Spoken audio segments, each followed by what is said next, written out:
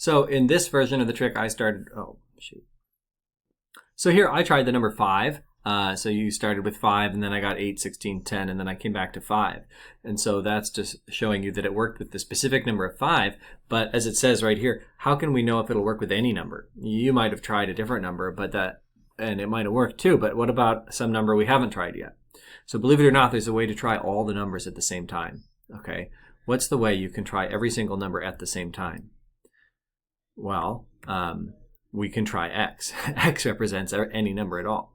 So instead of writing x, we'll do it in pictures here. Why not? This is an algebra tile of x. And so the x represents the step of picking any number, whatever number you want to pick. Okay, that's the algebra tile for x. And x can be any length. So that's because it's a variable. So it could be like 5 or 10 or a million. It could be anything. Okay, so for example, it might seem like it's this long, right? But imagine it's stretchy. So it could be like 7 if you want, or 10 or 11 or whatever. It could be a million, right? It could be extremely long. We'll just draw it however long we feel like. Let's just draw it that long. Okay, so now I'm going to add 3. Do you know what the picture will look like? To add 3 to x, it'll look like this. X plus 3. Okay, now what's it going to look like if I try to multiply that by 2? So multiplying by 2 is like doubling it, right? So I'm going to just draw that and then just draw it again. That's multiplying that by 2.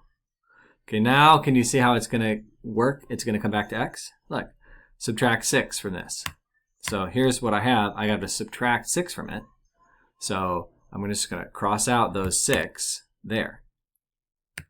And then the last step is to take what's left and divide it by 2. And here's the important thing.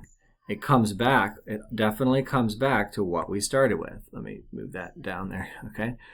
These are the same thing. What it ended up with is the same as how it started. But this time, instead of trying it with a specific number, we tried it with x, which means if it works with x, it's going to work with anything, okay?